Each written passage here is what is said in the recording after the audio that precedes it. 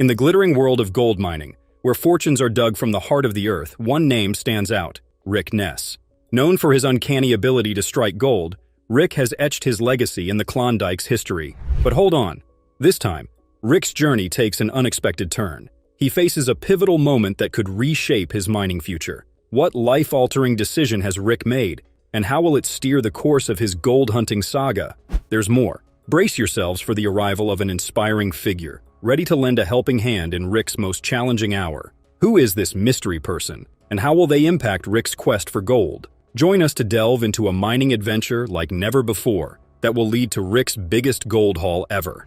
Success isn't just about luck, it's about rolling up your sleeves and putting in the hard work. That's something that the indomitable Rick Ness believes in. Now, he finds himself facing a daunting challenge. A gold production goal that seems to be slipping through his fingers. Despite the hefty investments in top-tier equipment, Rick is dealing with machinery issues. Different hurdles are emerging, putting a wrench in the gears of progress, but the twists and turns in this mining saga don't end there. On top of all that, Rick is at a crossroads, facing a crucial decision about the ownership of the land. But the heart of the challenge lies in the earth itself. The act of digging and extracting precious gold from the depths becomes a battle against time and nature. It's a struggle that Rick faces head-on, with determination etched on his face. In the vast expanse of the mining frontier, Rick Ness is facing a pivotal moment in his gold-hunting journey. Having staked his entire season on a daring move, a deep cut that promised a potential $5 million in gold, the reality is not living up to the glittering dream. The 190-foot deep cut, the bold gamble that could lead to a substantial payday, is yet to yield the expected results. The goal is 2,000 ounces of gold, but this weight of the goal hangs heavy on Ness's shoulders, not just for the sake of his crew, but for his own survival in the unforgiving world of gold mining. A world into which Rick has poured his heart, soul, and a considerable amount of resources, expecting a gold rush that would make headlines. However, the reality is a bit different. The very ground he walks on holds the key to his mining empire's destiny. However, the landowner has different plans for Rick. Troy Taylor, who is the owner of Duncan Creek, the claim on which Rick is working under the lease, pays an unexpected visit to Rick, who is already under stress for not meeting the gold production goal. Cutting right to the chase, Rick questions the purpose behind Taylor's unanticipated visit, and Taylor, without beating around the bush, dives straight into the heart of the matter. His revelation hangs in the air, laden with potential implications. He wants to sell the Duncan Creek. Rick is now confronted with a significant personal decision. The prospect of owning his own ground looms large, and the gravity of this choice could reshape the entire trajectory of his mining journey. Imagine the dilemma. On one side, the security of owning the land beneath which potential fortunes lie, and on the other, the challenge of meeting the production goals with the clock ticking. It's a decision that could either propel Rick into a new era of mining success or add another layer of complexity to his already intricate venture. But that's not the interesting part. Taylor, with a matter-of-fact demeanor, reveals the terms. $250,000 as a down payment, equivalent to 150 ounces of gold. Now that's how you make a deal with the gold diggers. Surprised by the unexpected proposition, Rick finds himself deep in thought. The idea of owning the very land he's been working on is both appealing and overwhelming. Unsure about taking such a significant step, Rick acknowledges that he is not sure if he can take such a massive step at this already challenging moment. The financial commitment attached to this decision plays on his mind, creating a whirlwind of considerations. As the discussion unfolds, Rick wrestles with the weight of this unforeseen opportunity. The offer of $250,000 or 150 ounces of gold is undeniably substantial. Troy Taylor, after presenting the terms, leaves Rick to contemplate the magnitude of the decision. The gravity of the situation hangs in the air, and Rick is left to grapple with the potential impact on his gold mining journey. The allure of ownership clashes with the daunting prospect of financial responsibility, setting the stage for a pivotal moment in Rick Ness's mining saga. How will the mind boss navigate this unexpected twist in the tale? Will he seize the opportunity, or will the weight of the decision prove too much? The stakes are high, the pressure is on, and the future of Duncan Creek claims hangs in the balance, but it's the mind boss we're talking about. And to make the decision, he has to tackle the other obstacles first.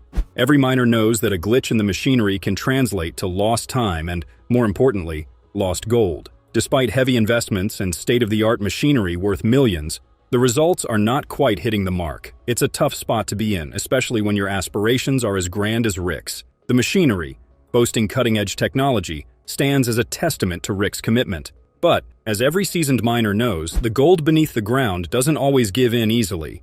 Rick is stuck dealing with a big problem, and he can't tackle it solo. He's in need of help, but the question is, who can he turn to? The first person who crosses Rick's mind in this crucial moment is none other than his reliable dad. With winter approaching, he calls his father for assistance, hoping to bring in the energy needed to finish the season strong.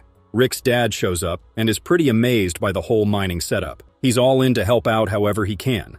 The two of them now tackle the problem together, dealing with the challenges of mining and figuring out a way forward. The first problem he deals with is the wash plant. With Monster Red running on a tight crew, Rick faces a tough time finding more workers. His dad jumps in to lend a hand and keep things going smoothly. Seeing the mining operation scale, Rick's dad figures he can help out. Without any hesitation, he gets down to work, doing everything needed to keep Monster Red up and running. At Duncan Creek, Rick encounters a hurdle with his 700 excavator. A cracked hydraulic line threatens to slow down the crucial task of clearing tailings. It's a setback that demands immediate attention. Rick, with a determined look on his face, asks his dad to help there too. Rick's dad, not a stranger to hard work, steps into the role of a makeshift mechanic. With tools in hand, they inspect the excavator, and the problem becomes clear: a cracked hydraulic line. It's a hands-on challenge, but Rick's dad isn't one to back down. They work together, making the welding process seem like a puzzle they are determined to solve. After a series of intense efforts, welding, and a bit of elbow grease, the hydraulic issue is fixed. The 700 excavator roars back to life, ready to dig into the tailings and keep the gold production on track. It's a testament to the resilience of the team and their ability to handle unexpected setbacks. With the excavator back in action, the crew dives back into their work, ensuring that every bucket of pay dirt contributes to their season's ambitious gold goal. Whether it's fixing up equipment or helping out in the wash plant, Rick's dad becomes a key part of the team. His experience and hands-on approach bring a new burst of energy, making sure every part of the mining process works like a well-oiled machine. The teamwork between father and son turns challenges into victories. Together, they tackle the ups and downs of mining life, using their combined knowledge to handle whatever comes their way. As Monster Red chews through the pay dirt, it's not just the machines doing the heavy lifting. It's the power of a united team working towards those big gold goals. Despite the challenges, including equipment breakdowns and a flooded cut, the team is determined to reach the season's gold target of 2,000 ounces. The camaraderie between Rick and his dad becomes evident as they tackle repairs together. From fixing machinery issues to maintaining equipment, it's a hands-on collaboration that highlights the importance of a reliable support system. Rick's dad, a testament to the saying, "Actions speak louder than words," embodies the spirit of a true partner in this challenging gold mining journey. Even with the valuable assistance from his dad, Rick finds himself caught in a web of challenges that extend beyond the immediate repairs. In the pursuit of the elusive gold goal and land ownership, Rick must not only contend with mechanical hurdles but also navigate the intricate dynamics of the gold mining world. Each step forward requires a careful calculation, a strategic move, and a relentless determination to overcome whatever. Rick has been able to pay off his royalties for the year to Troy and is starting to feel better about this year's haul. Despite beginning his season 2 weeks later than everyone else, he is proud to say that he and his team have been moving along very well and have been working at full capacity. They have their hopper feeder in place and working through their pay dirt steadily. His goal of 1,000 gold ounces for the season is more urgent than ever now that he has a clear path ahead of him with no debts hanging over his head. The failure of last year cannot be repeated, as he failed to meet his goal and barely broke even. Rick plans to put some gold in the safe as the gold prices have shot way up. This is great. I mean, 206 ounces, man, that's awesome. If we just keep going deeper, and that's just going to get better. That's the next challenge, right? Yeah. He needs to turn things around this year or find a new career after past failures. Rick commiserates with his other crew members, saying that the past year felt like they were moving dirt around for fun rather than mining for gold. The past 4 weeks have been spent making their way through the cheap cut, where the gold is all found on the highest layer of dirt, practically sparkling in the sun. As they reflect on their mistakes and their work this season, they identify their biggest problem for this year. Their newest recruit, Mark, informs them that they are almost out of pay dirt from the cheap cut. This means that they have no pay to feed the wash plant, Rocky, and no gold to collect. Even the new guy knows that with only a day's worth of cheap cut pay left, they are going to have to look for new ground to sluice. An experienced gold miner, Rick knew that this was a problem that would come up sooner rather than later. So, Rick has been looking for a new area to mine. This pressing need for more pay dirt has fed the drive to explore the area and find new ground to mine. This urgency and success in the cheap cut has renewed Rick's passion for gold mining. He believes that his many years of experience have given him an edge and skill for this kind of gold and pay dirt prospecting. As Rick stands surveying the land, he points out piles of dirt that he feels could have the best gold content they've ever encountered. He points out a corner in the area that he has high hopes for, noting how all the dirt is piled up together. But why does he feel that way? Well, 20,000 years ago, on Lower Duncan Creek, a glacier once pushed up a mound of rock and dirt, known as a moraine, to the edge of the cheap cut. Rick believes that this blockage has trapped gold all up against it over the centuries. All gold that has washed down from the motherlode. If his theory is right, he has stumbled across a buildup of gold that has been growing for ages. Rick gathers the dirt and rock from where he believes the glacier created the moraine and puts it in his panning bowl. His belief is that this could be the best gold they found all year, and with the price of gold only increasing, he would make some of the largest profit margins in recent memory. He carefully pans the dirt in the nearby water, and he determines that he needs to see at least 15 to 20 distinct colors in the pan to make the area a viable location. Extending the cut is a decision that could make or break his career at this point. You pull that big rock out of there? I did, 2 of them, building Stonehenge here. Where you start hitting those big boulders like that, like you're in the right spot. The Ness crew at Duncan Creek is busy extending the cheap cut, trying to determine whether Rick's hunch is correct. Mark keeps adding to a stockpile of pay dirt that is meant to keep the wash plant running. They cannot afford to shut down. However, a problem arises when they lose water pressure over at the wash plant.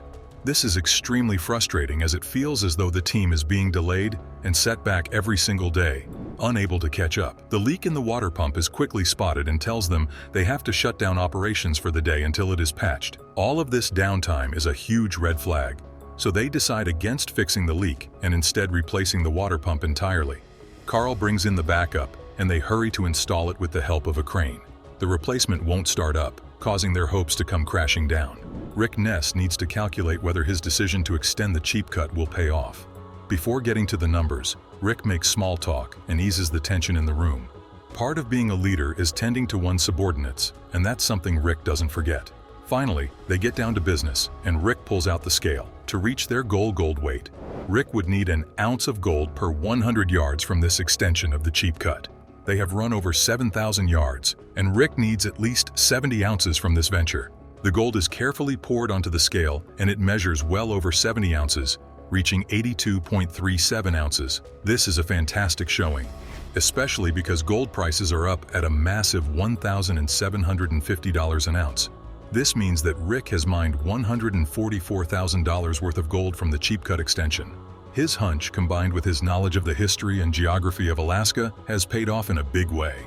This is Rick's biggest haul of the season. Everyone is left amazed, as they have never seen such a good cleanup with their own eyes before.